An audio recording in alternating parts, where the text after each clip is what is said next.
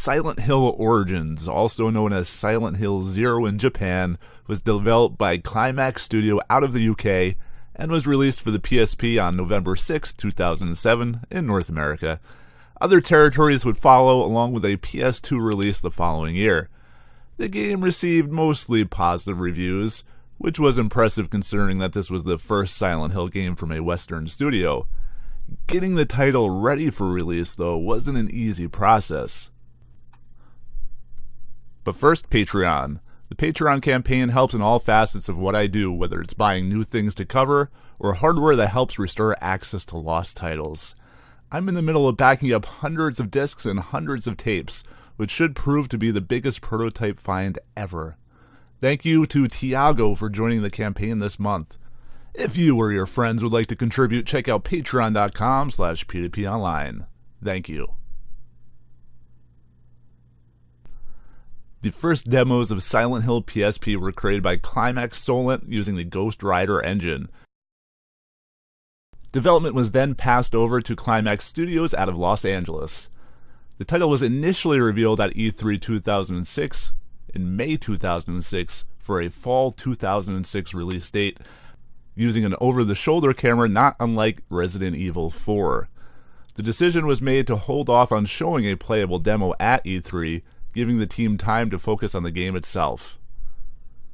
The game was then quietly shown at Leipzig 2006 at the end of August 2006, without much fanfare. It showed off a small section of Silent Hill itself, along with an Asylum demo. Some people who got their hands on the game noted that there was very little to actually do in either demo, noting that it was more of a tech demo. One thing I've noticed in doing my research, though, is that the Asylum demo did have some basic pickups and basically little puzzles that seemed to go unnoticed by many of the people playing the game at the time. Following Leipzig, the game's development took a hard turn. In September 2006, the studio began to panic, citing prior mismanagement and a lack of direction negatively impacting the game's development. The direction that the studio was going in just wasn't working. And by the end of October 2006, the decision was made to hand the game over to Climax's UK studios in an effort to turn the game around. This video will focus on the initial efforts by Climax LA and the original vision of Silent Hill Origins. Interviews since the game's release have called the original Silent Hill Origins a dark comedy inspired by Scrubs. To be honest, after reading through the game design document and playing what was available, I don't really see that being as heavy of an influence as the interviews would seem to imply, but it is clear that sweeping changes were made to the game from top to bottom. The footage playing in the background is from various builds and assets from the Climax LA version of Silent Hill Origins. Due to the fact that certain builds don't seem to want to run on the hardware I have available, I've chosen to run the game in an emulator, which should be fairly obvious based on the resolution the game is running at. Let's talk some more about the planned gameplay mechanics beyond the Resident Evil 4 style camera. For fans of the original games, the unique camera angles wouldn't be completely gone, instead serving to introduce players to areas, to build tension, or to simply highlight something in the room. These camera movements would occur as the player entered the area, rather than disorienting them during the gameplay itself. The chilled breath system was designed as an alternative to the radio static of the previous Silent Hill games. The developers simply couldn't count on players using headphones or even having the sound turned on, so they went for the visual element instead. As enemies got closer to Travis, the main character, he would have begun to shiver and his breath would become visible. As the danger inched closer, Travis's breathing would increase in pace. If there were many enemies, the edges of the screen would get frosty. If there were 5 or more monsters, the screen itself would turn a blue tint. In some rooms, the screen would indicate that there is danger nearby, but nothing seemed to be there. More on that shortly. The design document's summary is as follows. To escape Silent Hill, Travis Grady must confront the town's disturbing origins as well as his own personal demons. The game would have started similarly to the final Origins, with Travis Grady driving his truck down the highway. Forced to stop at the outskirts of Silent Hill, he encounters a mysterious cloaked man with 2 faces, who we later learned is Mr. Twilight. This man flees at the sight of Alessa, who brought along Silent Hill's patented fog, which quickly swallows Travis. Travis would then awake in a hospital room, with Alessa trapped in the other world and the other side of the mirror. The two make a deal. If Travis finds the 4 sides of a bronze pyramid, she will help him escape the town. Dr. Kaufman, who works at the hospital, is studying a drug called White Claudia and believes there is a link between the supernatural occurrences and the drug. Silent Hill is, of course, deserted. Apart from the zombie-like people, shadows of their former selves. The two-faced man is always at the sidelines pulling the strings, but Travis can never seem to catch him. As for the 4 sides of the pyramid, they are, of course, not conveniently located right next to each other. Instead, they are spread out throughout the town. The town itself has some similarities between this version and the final Origins, but much of it has been changed.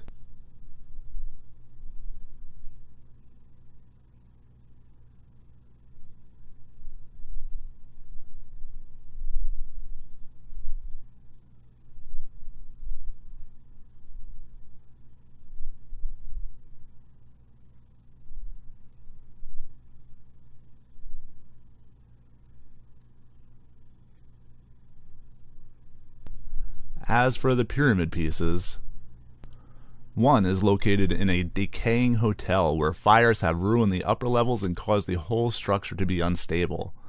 Another is in the Doyle Asylum for the Disturbed where Dahlia was committed. This area has an electroshock room, a hidden torture chamber, and Dr. Kaufman's lab that he uses to develop and produce his drug. While the place looks nice and extremely cared for when the player enters, by the time they leave, the walls are covered with spikes and the floors have puddles of blood on them.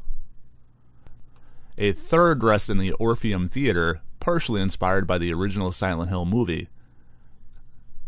The theater itself was seemingly abandoned in the middle of a show. The last piece is in a meat packing plant protected by a supernatural butcher. As the player enters this area late in the game, it would have offered a new twist on the chilled breath mechanic. As the player enters the freezers, the breath indicators would all mislead the player into thinking that there are more enemies nearby when there might not be. Of course, there could also be more enemies hiding around the corner as well. There's also a series of catacombs leading to the cult's lair. The tunnels were originally used when the town was a mining town. The cult's lair is the final location in the game. It is a cavernous area carved into the rocks of the mountains. The final showdown with Floros takes place deep within the cult's lair. To quote the design document again, Travis must survive traps, clash with the supernatural, and decipher puzzles in order to break down the barriers separating the two worlds before retrieving the pyramid pieces for Alessa. Each location is populated with twisted versions of the people that lived and worked there. From skeletal bellhops to horrific asylum patients to terrifying undead miners. Being a good little pawn, Travis would of course accomplish his task, releasing Alessa from the other world, while also unleashing her nightmare onto Silent Hill. He's been a pawn in an elaborate game between vengeful Alessa, Dahlia, the mother who betrayed her, and an evil cult intent on bringing about a holy apocalypse. Past, present, and future collide as Travis must disrupt the cult's plan to channel a demon's power, break Alessa's spell, solve the mystery of the Cloaked Man, survive a battle with a great Duke of Hell, and confront the memory of his dead father in order to escape the disturbing origins of Silent Hill.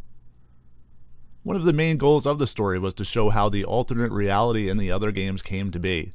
During the first level, the player would pick up an item called the Eye of Samuel, which would allow the player to defile the room by using it at a mirror, showing a decaying world.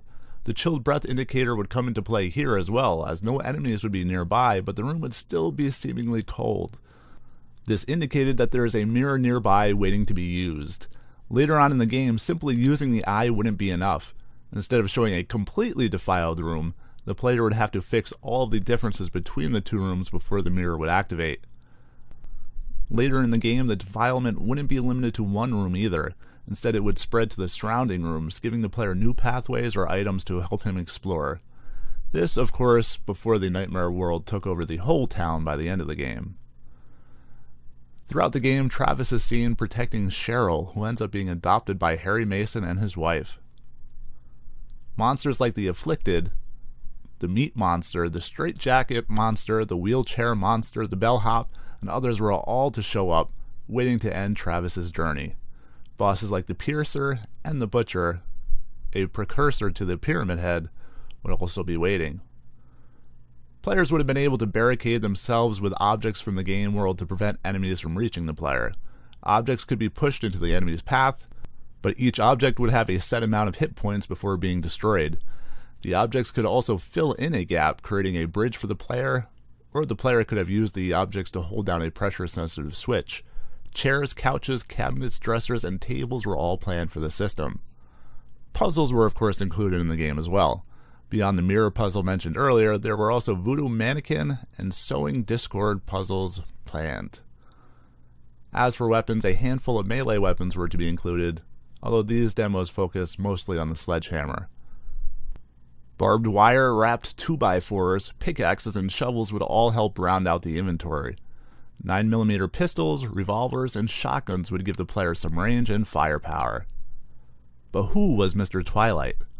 In the cult lair at the end of the game, Travis is able to rush Mr. Twilight, peeling off his mask only to reveal Dr. Kaufman. The last encounter with Floros takes place after Dr. Kaufman throws a cloud of White Claudia into Travis's face.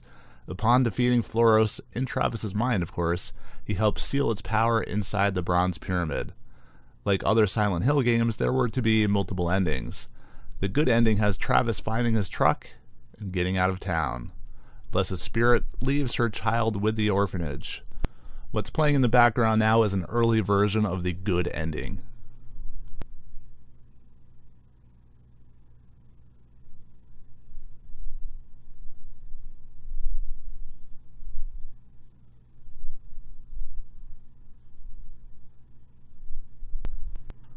In the common ending, Travis, confusingly called Jack at this point indicating a possible early name for him, wakes up in room 111 surrounded by empty syringes coated with White Claudia. He discovers a newborn next to a charred body of Alessa, with her spirit form taking the child away. Alessa's parting gift is the knowledge that Travis has been murdering the town's citizens in a White Claudia-induced killing spree. Travis goes mad and becomes Pyramid Head. The bad ending has Travis once again waking up in the hospital with syringes. His body shakes for a few seconds before stopping its fight for life. Mr. Twilight is watching behind the two-way mirror taking notes. It should be noted that some of these endings were probably changed, as you're about to see, because like other Silent Hill games, there was also to be a UFO ending. In one draft of the script, it turns out that the entire game had been a nightmare. But whose nightmare could it possibly be? Was it Mr. Twilight? Perhaps it was Travis, maybe even Harry Mason. Nope, it was Solid Snake of all people. Yes, that's Solid Snake from Metal Gear Solid. I can't make this stuff up. Another, perhaps more appropriate version of the UFO ending has UFOs descending upon the town. Travis asks the aliens for a jump start. They shoot him with a zap gun and the UFOs fly off. As I was nearly done making this video, I stumbled upon some of the major problems that this version of Silent Hill Origins had. Perhaps the largest is the player's motivation for even being in Silent Hill. Travis simply crashed his truck, and his motive to progress through the game? Get back to his truck. After waking up in the hospital room, Travis meets Alessa. Why do they meet? The game really had no reason. There was no connection between the two characters, there was no mystery. There was no excitement. In the final version of the game, changes were made throughout the game to give the player some reason to be visiting all of the locations in Silent Hill, rather than just moving the player along. Silent Hill's design itself was seen as an issue too. While the town was wide open, it also revealed the limitations of the PSP and that the town could only be so large. While other games in the series blocked off sections of the town, this wide open option never had a way of really organically guiding the player throughout Silent Hill. This open design with the hospital as a hub also meant that players were repeatedly backtracking through the same sections of town over and over again. Designers were worried that this gave the impression that Alessa is physically trapped in the hospital, noting that this isn't consistent with the original Silent Hill game, nor the ending with Alessa in the cult's lair. Designers also took issue with the defilement mechanic. By limiting it to just one room or a handful of rooms at a time, it was actually mechanically different than previous titles, while also providing less features than the old titles. The weapons in the game were thought to be dull, offering nothing new over previous games. They felt the weapons didn't really take advantage of Travis's more aggressive profile. Adding to this further, the monsters were seen as too much of a departure from the main series, which the public had not received well. These problems, combined with the other project management issues, all helped lead to the demise of Climax LA's Silent Hill Origins. While there is more art to be shared at a future date, and certainly more gameplay footage, I think I've crammed enough into one video for now. Do hit that subscribe button, follow me on Twitter, check us out on Patreon, the usual, and until next time, thanks for watching.